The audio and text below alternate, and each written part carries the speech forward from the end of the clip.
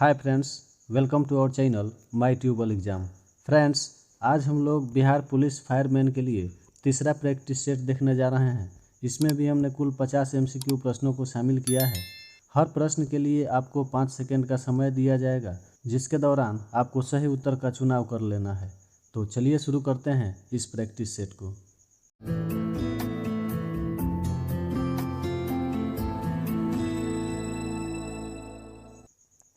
हमारा पहला सवाल है, आर्थिक सिद्धांत क्या है?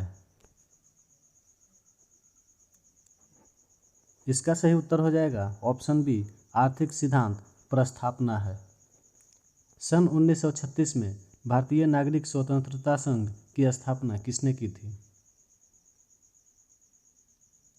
इसका सही उत्तर हो जाएगा ऑप्शन सी, पंडित जवाहरलाल नेहरू ने। तीसरे प्रश्न में एक कथन दिया हुआ है और उसका एक कारण दिया हुआ है। कथन दिया हुआ है, व्यक्तिवाद का एक रूप अहमवाद है, और इसका कारण यानी तर्क दिया हुआ है, अहमवादी व्यक्ति समाज का तिरस्कार करता है। आपको इन ऑप्शंस को देखते हुए सही उत्तर का चुनाव करना है। तो इसका सही उत्तर हो जाएगा ऑप्शन डी, ए और आर दोनों सही हैं। व्यक्तिवाद का एक रूप अहमवाद होता है, यह सही है, और इसका तर्क दिया हुआ है, अहमवादी व्यक्ति समाज का तिरस्कार करता है, तो यह स्टेटमेंट भी बिल्कुल सही है। सामुदायिक विकास कार्यक्रम का प्रारंभ किस वर्ष किया गया था?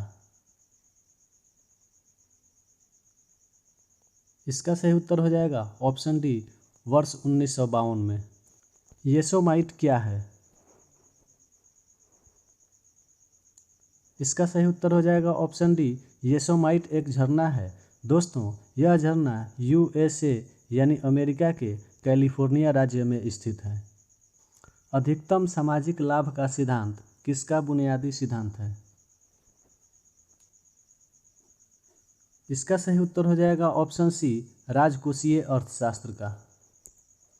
निम्नलिखित में से कौन सा संप्रदाय बौद्ध धर्म का नहीं है? ये जो ऑप्शन दिए गए हैं, आप इनको थोड़ा ध्यान से देखिएगा। इसका सही उत्तर हो जाएगा ऑप्शन डी, दिगंबर। दोस्तों, ये महायान, थेरावाद तथा हीनयान, ये तीनों बौद्ध धर्म से संबंधित है, तथा दिगंबर जो है यह जैन धर्म से संबंधित है। तथा जैन धर्म के संस्थापक महावीर स्वामी थे, एवं वे जैन धर्म के 24वें तीर्थंकर थे। सुबह के रंग नामक साहित्य किनके द्वारा लिखा गया है? इसका सही उत्तर हो जाएगा ऑप्शन ए, अमृत राय। संसदीय शब्दावली में समापन से क्या आशय है? इसका सही उत्तर हो जाएगा ऑप्शन बी, किसी प्रस्ताव की चर्चा पर रोक। 13वीं शताब्दी में राजस्थान के माउंट आबू में प्रसिद्ध दिलवारा मंदिर किसने बनवाया? इसका सही उत्तर हो जाएगा ऑप्शन सी, तेजपाल ने। कॉब डुगलस का उत्पादन फलन Q बराबर AL के पावर A K के पावर 1 - A निम्न में से किस पर आधारित है? इसका सही उत्तर हो जाएगा ऑप्शन सी, मापक का स्थिर प्रतिफल। दोस्तों, अभी हाल ही में 14 मार्च और 21 मार्च को हुए बिहार पुलिस के एग्ज़ाम में आप लोगों ने देखा होगा कि इकोनॉमिक्स के क्षेत्र से कितने डिफ़िकल्ट प्रश्न पूछे जा रहे हैं, इसलिए आप लोग भी इस पर थोड़ा ध्यान रखिएगा। निम्नलिखित में से काली मौत किसे कहते हैं? इसका सही उत्तर हो जाएगा ऑप्शन बी, प्लेग को काली मौत के नाम से जाना जाता है। अपभ्रंश को पुरानी हिंदी किसने कहा है? इसका उत्तर हो जाएगा ऑप्शन सी, चंद्रधर शर्मा गुलेरी। वह वर्णक जो वनस्पति को पराबैंगनी किरणों के दुष्प्रभाव से बचाता है, निम्न में से कौन सा है? इसका सही उत्तर हो जाएगा ऑप्शन सी, फाइकोसाइनिन। दोस्तों, इस पराबैंगनी किरणों का अवशोषण ओजोन परत यानी जिसका अणुसूत्र O3 होता है, इसके द्वारा किया जाता है, और पराबैंगनी किरणों के दुष्प्रभाव के कारण मानव में त्वचा कैंसर होने का खतरा बना रहता है। ग्लाइकोजन, स्टार्च तथा ग्लूकोज किसके बहुलक हैं? इसका सही उत्तर हो जाएगा ऑप्शन बी, ये तीनों ग्लूकोज के ही बहुलक हैं। निम्नलिखित में से गलत जोड़ा की पहचान करें। इसका सही उत्तर हो जाएगा ऑप्शन सी, अनुच्छेद 17 उपाधियों का अंत या समापन, यही गलत दिया हुआ है। ये जो अनुच्छेद 14 दिया हुआ है, विधि के अनुसार समानता यानी विधि के समक्ष समता, तो यह बिल्कुल करेक्ट है। दूसरा दिया है अनुच्छेद 16 समान अवसर, यानी इसमें सभी व्यक्ति को समान अवसर की अवधारणा व्यक्त की गई है। अनुच्छेद 17 का गलत दिया हुआ है। यह उपाधियों का समापन जो है वह अनुच्छेद 18 के तहत किया गया है। निम्नलिखित में से कौन सी नदी हिमालय से परे की नदी है। दोस्तों, ये जो 4 नदियों के नाम दिए गए हैं, इनमें से आपको बताना है कि वह कौन सी नदी है जो हिमालय से न निकलकर हिमालय से परे यानी हिमालय के बाहर से निकलती है। तो आइए देखते हैं इसके उत्तर को। पहला ऑप्शन दिया हुआ है गंगा नदी। तो दोस्तों, गंगा नदी उत्तराखंड के गंगोत्री के पास गोमुख हिमानी से निकलती है, इसलिए इसका उद्गम भारत में है, तो यह नहीं होगा। दूसरा ऑप्शन दिया हुआ है यमुना नदी।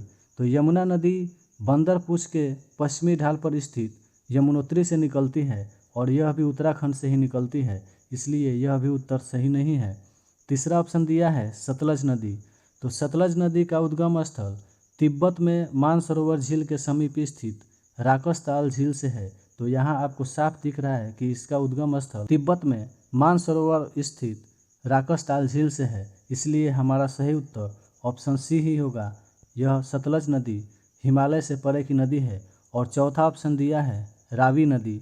तो रावी नदी का उद्गम स्थल हिमाचल प्रदेश के कांगड़ा जिले में रोहतांग दर्रे के पास से है। निम्नलिखित में से कौन हिंदी भाषी प्रांत में शामिल नहीं है। यानी ये जो 4 राज्यों के नाम दिए गए हैं, आपको बताना है कि इनमें से कौन सा ऐसा राज्य है जो हिंदी भाषी राज्य नहीं है या प्रांत नहीं है।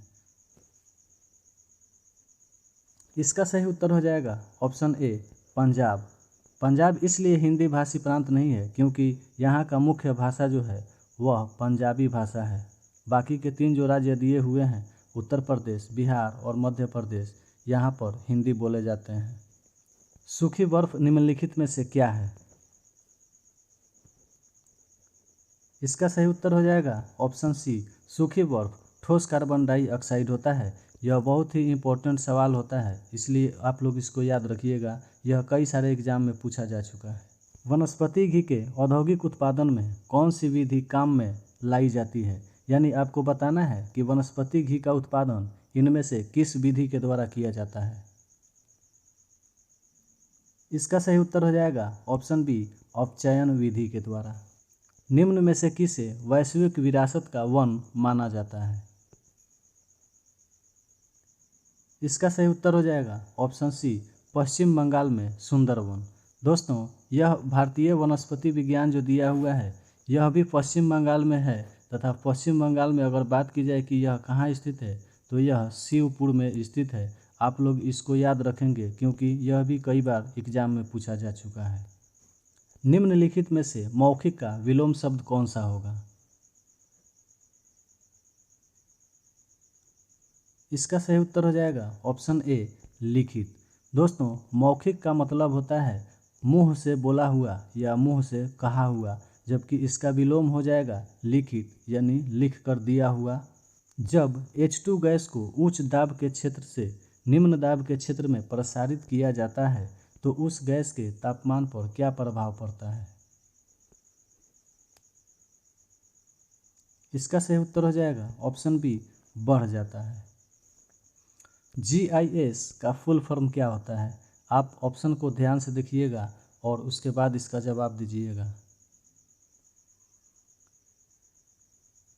इसका सही उत्तर हो जाएगा option C, geographical information system. जब कोई कण और कोई प्रतिकण परस्पर संपर्क में आते हैं तो वे क्या करते हैं। इसका सही उत्तर हो जाएगा ऑप्शन बी, एक दूसरे को नष्ट कर देते हैं। नीचे दिए गए वाक्य खंड में त्रुटि की पहचान कीजिए। दोस्तों, एक सेंटेंस के 4 टुकड़े करके यहाँ आपको दिए गए हैं। इसमें आपको बताना है कि किस खंड में त्रुटि है। पहला खंड दिया हुआ है, संसार के दूसरा खंड है प्रत्येक कोने कोने, और तीसरा खंड है में अनगिनत भाषाएं, और चौथा खंड है बोली जाती हैं। आपको बताना है इन 4 खंडों में किसमें त्रुटि है।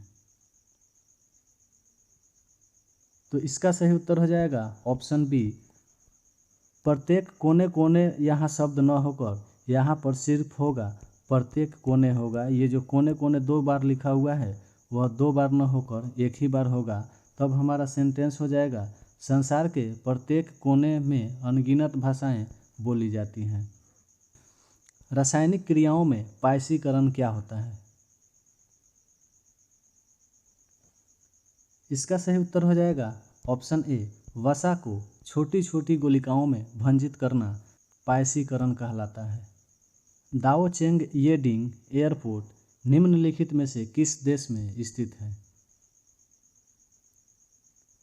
इसका सही उत्तर हो जाएगा ऑप्शन डी, यह एयरपोर्ट तिब्बत में स्थित है। अधिकांश क्रेटेशिया की बाहरी त्वचा किस कार्बोहाइड्रेट की बनी होती है? इसका सही उत्तर हो जाएगा ऑप्शन सी, काइटिन की। दोस्तों, यह भी एक बहुत इम्पोर्टेंट सवाल है। इसको भी कई बार एग्जाम्स में पूछा जा चुका है। आप लोग इसको अच्छे से याद रखेंगे। निम्नलिखित में से कौन सा वाक्य शुद्ध है? दोस्तों, ये जो 4 ऑप्शन दिए गए हैं इसको आप लोग ध्यान से देखेंगे और इसमें शुद्ध वाक्य का चुनाव करेंगे।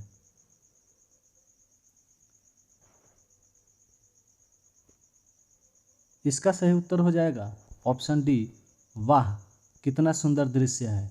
दोस्तों, यहाँ वाह शब्द जो है यह भी एक विस्मयादिबोधक सूचक होता है, और यह जो सेंटेंस दिया है कितना सुंदर दृश्य है, यह भी एक विस्मयादिबोधक वाक्य है। तो जहाँ भी विस्मयादिबोधक शब्द या वाक्य होते हैं वहाँ पर पूर्ण विराम का चिन्ह इस प्रकार दिया जाता है, और इस वाक्य में दोनों जगह पर इसी प्रकार का चिन्ह दिया हुआ है। अतः यह वाक्य बिल्कुल शुद्ध है। बाकी के ये जो 3 वाक्य दिए गए हैं यह गलत है। निम्नलिखित में से किस घटना ने इंग्लैंड के सम्राट को भारतीय प्रशासन को अपने अधीन कर लेने के लिए प्रेरित किया था? इसका सही उत्तर हो जाएगा ऑप्शन ए, 1857 की क्रांति ने। दोस्तों, यहाँ से एक प्रश्न कई बार पूछा जाता है कि 1857 के क्रांति के समय भारत के वायसराय कौन थे? तो आप लोग याद रखेंगे कि 1857 के क्रांति के समय भारत के वायसराय लॉर्ड कैनिंग थे। पूर्व दिशा के मुकाबले पश्चिम दिशा में तारे यानी स्टार्स अधिक दिखते हैं। इसका कारण क्या है? दोस्तों, आप लोगों ने रात्रि के समय में देखा होगा कि पूर्व दिशा के मुकाबले पश्चिम दिशा की ओर अधिक तारे दिखाई देते हैं। वही आपको बताना है कि उसका क्या कारण है। इसका सही उत्तर हो जाएगा ऑप्शन डी, पृथ्वी पश्चिम से पूर्व की ओर घूमती है, इसी वजह से पूर्व के मुकाबले पश्चिम में अधिक तारे दिखते हैं। भारत का पहला उर्वरक कारखाना कहाँ लगाया गया था? इसका सही उत्तर हो जाएगा ऑप्शन डी, सिंदरी में। दोस्तों, यह सिंदरी झारखंड के धनबाद जिले में स्थित एक शहर का नाम है तथा यह शहर एक औद्योगिक नगर भी है। भारत एक धर्मनिरपेक्ष राज्य है। यह निम्न में से किस वाक्यांश में व्याप्त है? दोस्तों, यह जो सेंटेंस लिखा हुआ है भारत एक धर्मनिरपेक्ष राज्य है, आपको बताना है कि वह सेंटेंस इन चारों में किसमें व्याप्त है यानी किसमें समाहित है। इसका सही उत्तर हो जाएगा ऑप्शन डी, आस्था और पूजा की स्वतंत्रता। यही शब्द है आस्था और पूजा की स्वतंत्रता। इसमें सभी व्यक्ति को अपने अपने पसंद के धर्म मानने और अपने अपने तरीके से पूजा करने की स्वतंत्रता है। इसलिए यह साबित करता है कि भारत एक धर्मनिरपेक्ष राज्य है। निम्नलिखित में से मृगेंद्र का पर्यायवाची शब्द कौन सा है?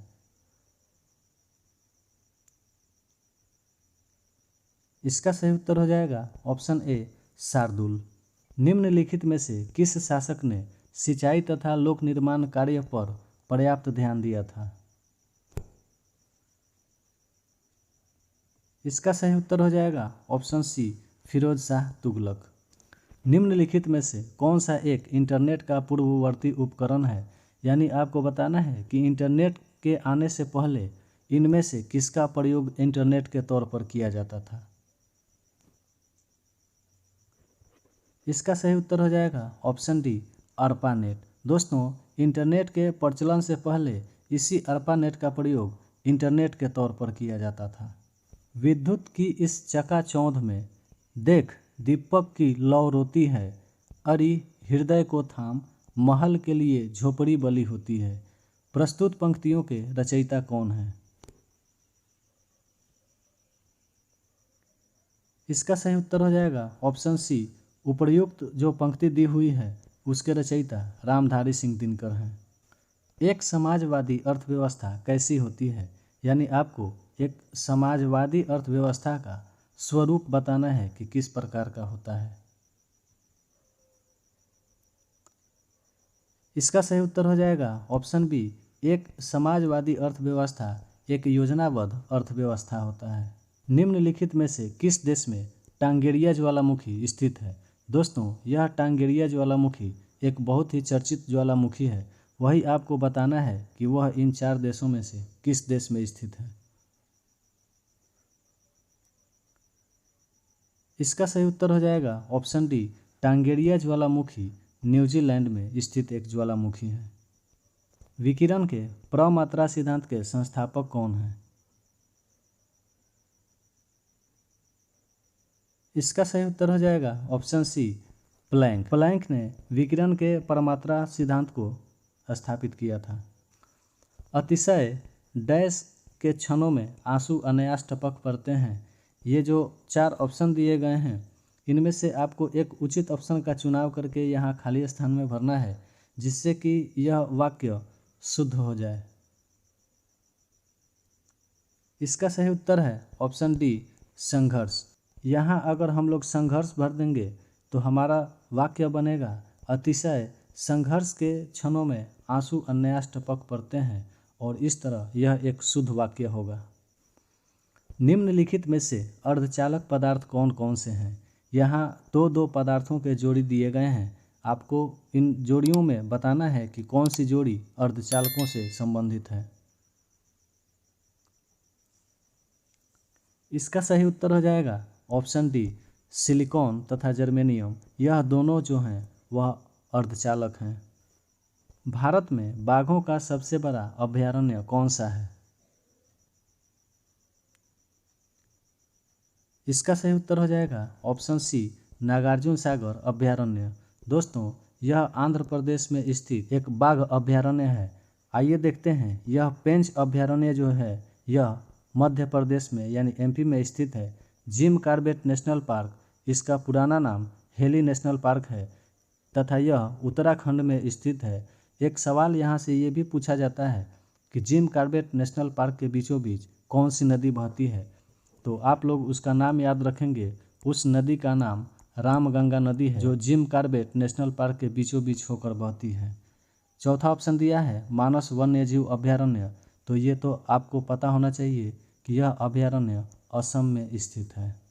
यहाँ नागार्जुन सागर अभयारण्य से जुड़ी 1-2 बातें और आप जान लीजिए कि इस अभयारण्य की स्थापना वर्ष 1982-83 के दौरान की गई थी तथा इसका एक अन्य नाम भी है जो श्रीशैलम है। निम्नलिखित में से किस शहर को भारत का पेरिस कहा जाता है? इसका सही उत्तर होगा ऑप्शन ए, जयपुर को। दोस्तों, जयपुर को भारत का पेरिस के साथ साथ एक और भी उपनाम दिया गया है। इसको हम लोग पिंक सिटी के नाम से भी जानते हैं तथा इसको हिंदी में गुलाबी शहर कहा जाता है। यह राजस्थान की राजधानी है। निम्नलिखित में से कौन सा उपनाम भिखारी ठाकुर का नहीं है? ये 4 उपनाम दिए गए हैं, आइए देखते हैं इनको। पहला दिया है भोजपुरी का शेक्सपियर। क्या यह भिखारी ठाकुर का उपनाम है? तो बिल्कुल, यह भिखारी ठाकुर का ही उपनाम है। दूसरा है अनगढ़ हीरा, तो अनगढ़ हीरा भी बिहारी ठाकुर का ही उपनाम है। तीसरा है भोजपुरी का भारतेंदु, तो यह भी भिखारी ठाकुर का ही उपनाम है। और चौथा है मैथिल कोकिल, तो यह गलत है क्योंकि मैथिल कोकिल विद्यापति की उपाधि है और यह दरभंगा के क्षेत्र से संबंध रखते हैं। हमारा सही उत्तर होगा ऑप्शन डी, कादर, उड़ाली, इरूला तथा पनियान जनजातियां भारत के किस राज्य में पाई जाती हैं? इसका सही उत्तर हो जाएगा ऑप्शन डी, ये सभी जनजातियां केरल में पाई जाती है। इन जनजातियों के अलावा केरल में एक और जनजाति पाई जाती है, मोपला जनजाति। और दोस्तों, इस मोपला जनजाति से एक सवाल अक्सर एग्जाम में पूछा जाता है कि मोपला विद्रोह कहाँ हुआ था, तो यह भी हुआ था केरल में। और केरल में कहाँ हुआ था, तो केरल में मालाबार के तट पर हुआ था तथा यह वर्ष 1921 में किया गया था। निम्नलिखित में से भारत का सबसे बड़ा व्यापारिक बैंक कौन सा है? इसका सही उत्तर हो जाएगा ऑप्शन बी, भारतीय स्टेट बैंक। अगर आप ऐसा सोच रहे हैं कि भारतीय रिजर्व बैंक होगा तो आप गलत सोच रहे हैं। भारतीय रिजर्व बैंक देश का केंद्रीय बैंक है, यह कोई व्यापारिक बैंक नहीं है। अर्थव्यवस्था का उद्देश्य मानव समाज की प्रगति के नियम की खोज करना है, यह कथन किसका है?